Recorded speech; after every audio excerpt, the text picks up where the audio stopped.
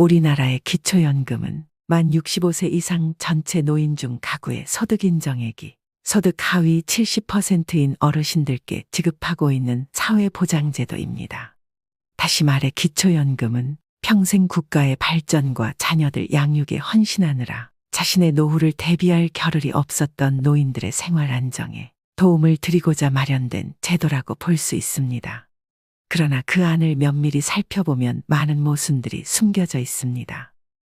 먼저 2024년 새롭게 변경된 기초연금 선정 기준에 대해서 말씀드리겠습니다.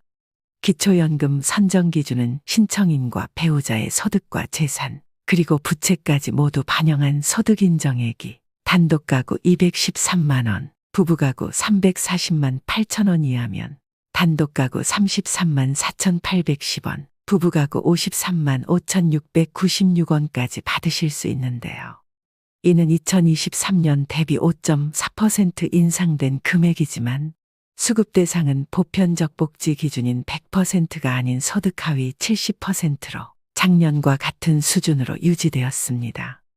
기초연금은 자격이 되시더라도 꼭 신청하셔야 한다는 점, 미신청으로 인해 받지 못한 연금액은 절대 소급해서 지급하지 않는다는 점은 미리 꼭 기억하시면 좋겠습니다.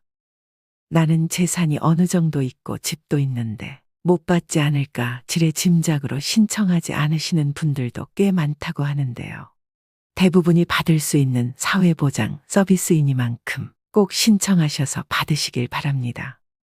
지금부터 기초연금을 노인 전체에게 지급해야 하는 이유들에 대해서 말씀드리겠습니다. 그 첫 번째는 소득인정액 계산의 불평등 때문입니다.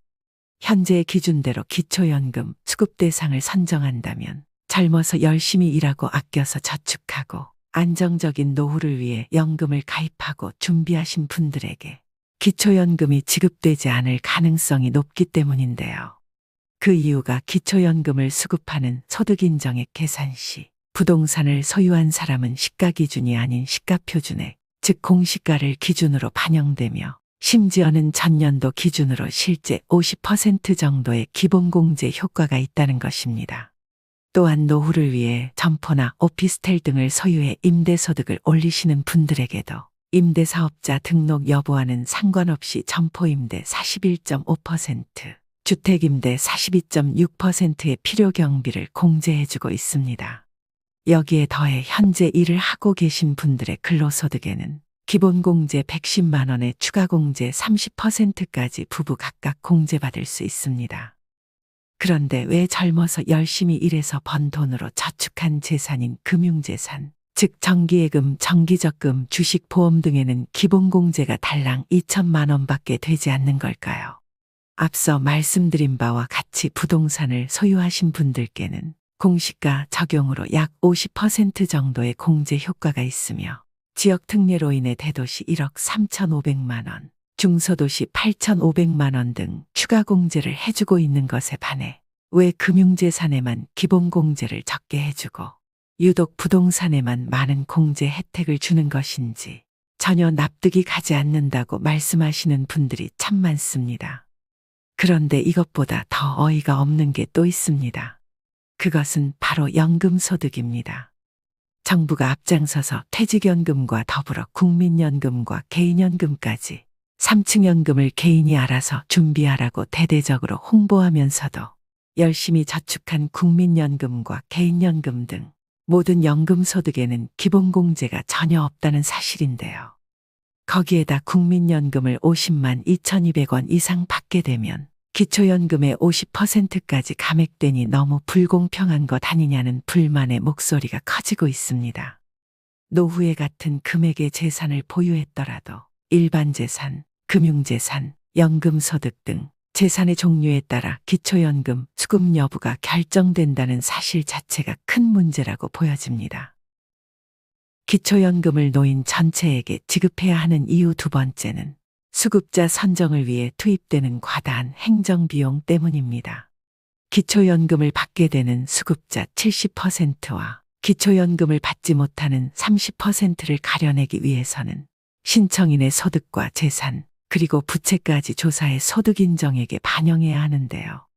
따라서 각 시군 구의 행정복지센터, 국세청, 법원, 국민연금공단 등 수많은 인력과 예산이 소요될 수밖에 없고 기초연금 신청 업무도 굉장히 복잡합니다. 설명드렸듯이 만 65세 이상 어르신들을 대상으로 소득인정액을 기준으로 70%를 가려낸다는 것 자체에 무리가 따를 수밖에 없는 정책이라는 것입니다. 따라서 만 65세 이상 모든 어르신들께 기초연금을 지급하는 것이 지금 당장은 예산을 책정하는 것이 힘들다면 시간차를 두고서라도 단계별로 시도하는 지혜가 필요하다는 개인적인 생각입니다. 이것은 아동수당 도입 당시 소득 하위 80%에게만 지급하려던 당초 계획을 소득 파악을 위한 행정비용이 더 클 수 있다는 많은 사람들의 의견에 따라 모든 대상자에게 전체 지급한 것과 같은 논리로 생각해 볼 필요가 있습니다. 기초연금을 노인 전체에게 지급해야 하는 이유 세 번째는 노인 빈곤율을 부추기는 정부의 무책임한 정책 때문입니다.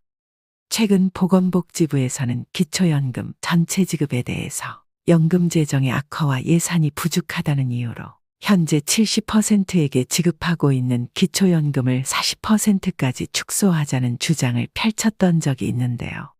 하지만 선진국으로 진입했다고 홍보하는 우리나라의 전체 연금 지출액은 국민 총생산 GDP 대비 3.5% 정도에 그치고 있으며 이것은 OECD 평균인 9.2%의 절반에도 미치지 못하고 있는 수준입니다.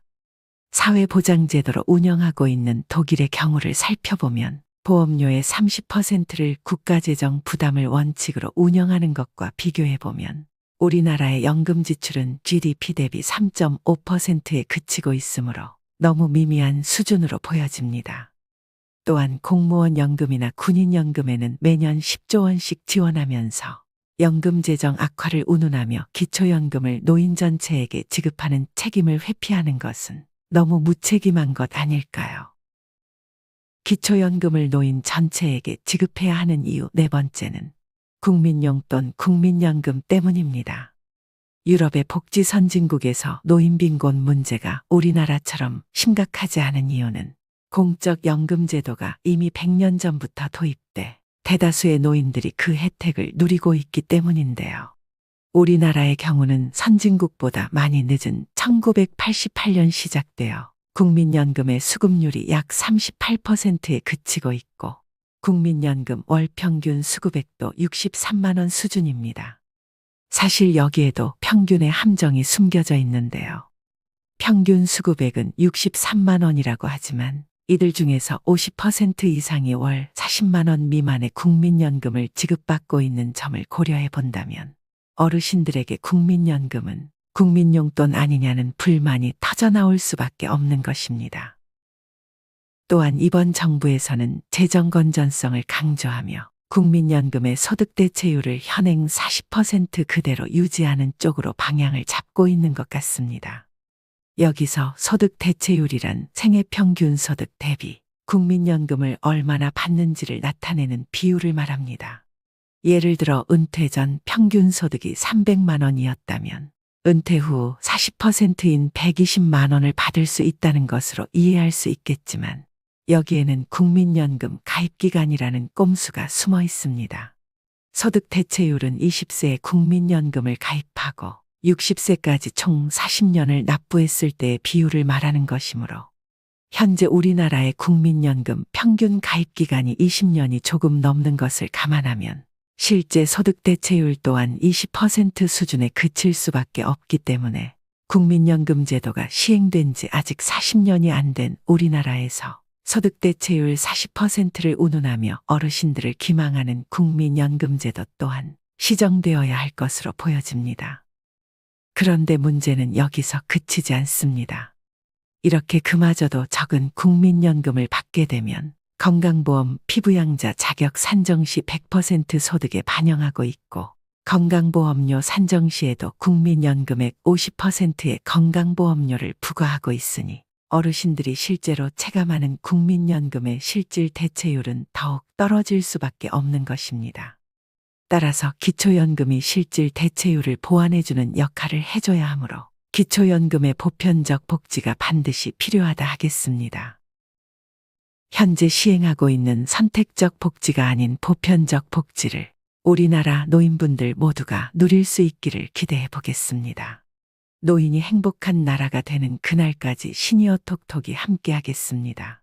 오늘도 시니어 톡톡과 함께 해주셔서 무한한 감사를 드립니다. 여러분의 행복한 인생 2막을 언제나 응원하겠습니다. 오늘 내용이 도움이 되셨다면 주위 분들께도 공유 부탁드립니다. 다음 시간에 더 유익한 내용으로 찾아오겠습니다.